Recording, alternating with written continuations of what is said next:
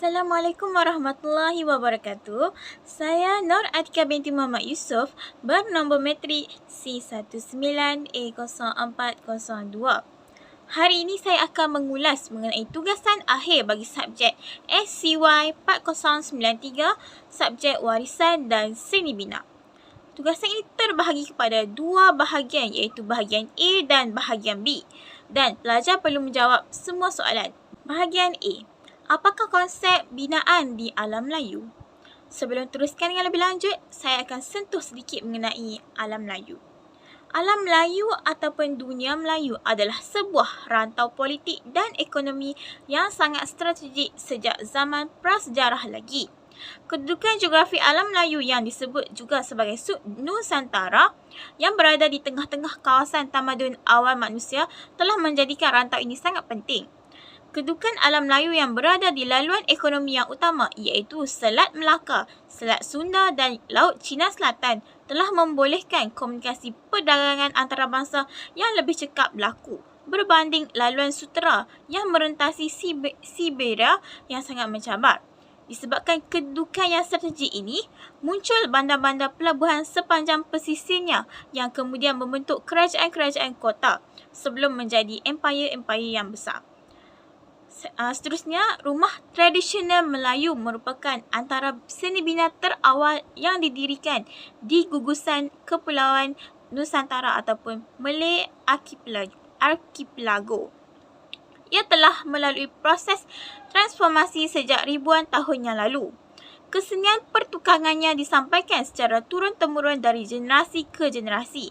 Sehingga kini, jejak rumah-rumah tradisional ini masih dapat dilihat dan dikesan di seluruh Nusantara sama ada secara fizikal ataupun yang telah menjadi sebahagian artifak sejarah yang didokumentasikan oleh pelbagai organisasi kerajaan ataupun swasta. Kesenian rumah-rumah tradisional ini adalah sangat unik kerana ia mewakili setiap pecahan etnik alam Melayu yang terdapat di gugusan kepulauan ini. Namun, sifat fizikal yang dibina menggunakan bahan binaan ringan dari sumber setempat seperti kayu kayan, buluh, rotan, mengkuang, daun nipah dan sebagainya tidak memungkinkan rumah-rumah ini wujud sehingga ribuan tahun lamanya. Seterusnya, dimaksudkan dengan kesenian susun atur ruang ialah perancangan susun atur yang menterjemah sosio budaya kehidupan masyarakat Melayu. Sebagai contoh, kedudukan serambi diletakkan di hadapan sekali sebagai ruang umum menyambut tetamu, diikuti dengan rumah ibu sebagai ruang utama bagi ruang utama kekeluargaan adalah untuk menepati keperluan budaya masyarakat Melayu yang mengutamakan layanan terhadap tetamu. Dan dalam masa yang sama, menjaga tahap privasi ahli keluarga mengikut hukum agama Islam. Bagi rumah Melayu yang mempunyai susun atur jenis berkembang ataupun expand form, peletakan selang sebagai jambatan penghubung di antara rumah ibu dan dapur adalah berperanan sebagai pintu masuk bagi kaum wanita ketika persiapan kenduri kendara sedang giat dilakukan. Bilik di dalam rumah tradisional Melayu pula dibina dalam keadaan boleh ditambah dan dikurangkan mengikut keperluan dan jumlah ahli keluarga. Seterusnya, saya masuk kepada soalan kedua untuk bahagian A, iaitu soalannya ialah mengapakah seni bina warisan Melayu masih lagi bertahan sehingga kini? Jawapannya, seni bina warisan Melayu masih lagi bertahan sehingga kini kerana seni bina terbaik yang memiliki sifat jiwa sezaman dan jiwa setempat. Pembinaannya sesuai dengan keperluan teknologi, budaya dan ekonomi sezaman. Pada pendapat saya, komuniti setempat perlu mengekalkan seni bina warisan Melayu kerana ianya adalah identiti keistimewaan Melayu. Seni bina Melayu ini melambangkan konsep kemelayuan bagi masyarakat Melayu berbanding seni bina pada zaman moden. Seni bina Melayu masih kekal sehingga kini juga kerana seni bina Melayu mempunyai sejarah Melayu yang menghubungkan masyarakat Melayu dan masih kekal sehingga kini walaupun telah beberapa kali dijajah oleh orang luar. Meskipun terdapat kemasukan orang Cina dan India, namun kesenian Melayu terutamanya seni bina Melayu masih utuh di tanah Melayu. Penggantungan secara langsung kepada sumber alam bagi penggunaan bahan binaannya dan pengetahuan yang tinggi di atas keseimbangan ekologi rumah warisan Melayu telah direka dengan begitu rapi.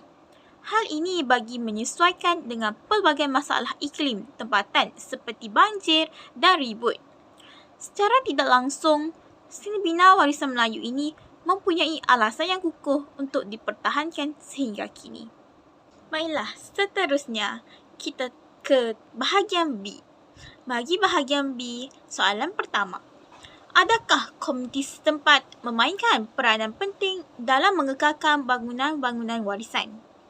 Baiklah, bagi menjawab soalan ini, saya bersetuju bahawa terdapat ramai dari komuniti setempat mempunyai kesedaran untuk mengekalkan bangunan-bangunan warisan daripada luput di telan zaman. Ini adalah kerana mereka beranggapan bahawa generasi yang akan datang akan hadir dalam diri mereka semangat patriotisme dan cintakan negara. Pihak kerajaan juga memainkan peranan penting dalam mengadakan program di bangunan-bangunan warisan ini agar rakyat dan komuniti setempat sedar tentang kepentingan warisan kepada bangsa akan datang. Komuniti setempat mempertahankan sumber khazanah mereka sekaligus membangunkannya ke tahap tertinggi.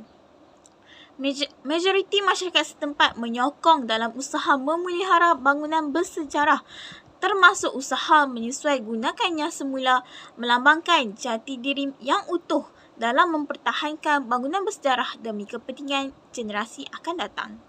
Di samping itu, kerjasama antara komuniti dan pihak pengurusan akan terjalin erat dalam semua program yang dilaksanakan bagi memastikan kelestarian warisan terjamin. Semua pihak perlu memainkan peranan masing-masing bermula dari kerajaan persekutuan, kerajaan negeri, pihak berkuasa tempatan PBT, badan bukan kerajaan, NGO dan komuniti itu sendiri agar mendapat impak yang lebih berkesan terhadap pemeliharaan tapak warisan ini. Seterusnya, soalan kedua bagi bahagian B. Sejauh manakah bangunan-bangunan warisan menyumbang kepada pembentukan identiti bagi sesebuah bandar atau tempat? Bagi menjawab soalan ini, jawapannya ialah bangunan bersejarah yang penuh nilai warisan dan tinggi nilai estetikanya harus dikekalkan sebagai sumber penceritaan sejarah yang efektif bagi generasi akan datang. Bangunan bersejarah juga memiliki nilai estetikanya yang tersendiri dan unik yang tidak dapat pada kebanyakan binaan bangunan moden. Menurut A. Ghaffar, bangunan bersejarah merupakan bangunan yang mempunyai unsur sejarah, budaya dan nilai seni bina yang tinggi. Kebanyakan bangunan bersejarah ini berfungsi sebagai bangunan pentadbiran kerajaan, bangunan awam, sekolah dan monumen seperti jambatan dan menara jam. Di samping itu, nilai estetika dan nilai-nilai seni budaya boleh diperolehi menerusi bangunan bersejarah ini. Seni bina yang penuh dengan kehalusan dan keindahan yang bercorakkan warisan budaya bangsa nenek moyang akan dapat dilihat jika kita lihat dengan teliti. Contoh terdekat dan paling rapat yang boleh diambil adalah ukiran kayu pada dinding kayu rumah-rumah Melayu tradisional seperti rumah Minangkabau, rumah Tiang 12 Kelantan, rumah Limas dan lain-lain lagi. Sebahagian besar rumah tradisional ini dipengaruhi oleh orang asing yang menjajah di sesuatu kawasan atau negeri tersebut. Pengekalan bangunan-bangunan bersejarah ini juga dapat memberi kesan psikologi positif atau membangkitkan nostalgia kepada orang ramai terhadap peristiwa bersejarah yang sekaligus dapat menanam rasa cinta kepada negara dan bangsa. Beberapa bangunan bersejarah khususnya yang telah disuai guna semula dijadikan panduan dalam meneliti pembentukan jati diri komuniti setempat. Pelajar-pelajar di sekolah juga dapat mempelajari tentang sejarah dan warisan negara kita dengan lebih seronok dan jelas apabila diadakan lawatan ke bangunan-bangunan bersejarah ini. secara tidak langsung dapat membangkitkan jati diri dalam diri anak-anak kita dalam membangunkan dan memelihara tempat-tempat bersejarah ini. Seterusnya, bangunan bersejarah ini mampu menarik minat pelancong untuk berkunjung. Seterusnya, menaikkan lagi nilai ekonomi negara. Ini berikutan kerana tempat-tempat bangunan bersejarah dan peninggalannya sudah pasti akan menjadi tarikan tumpuan para pelancong dari luar maupun dari dalam negara Malaysia sendiri. Melalui langkah ini, industri pelancongan akan semakin berkembang dan seterusnya meningkatkan pengaliran wang asing masuk ke dalam negara. Ekonomi negara juga akan semakin meningkat naik dan pasaran global dapat kita tembusi. Selain itu, bangunan bersejarah juga penting dalam industri perfilman dalam memartabatkan nama Malaysia di peringkat antarabangsa. Ini kerana latar belakang tempat dan sesuatu lokasi memainkan peranan yang penting dalam sesebuah filem.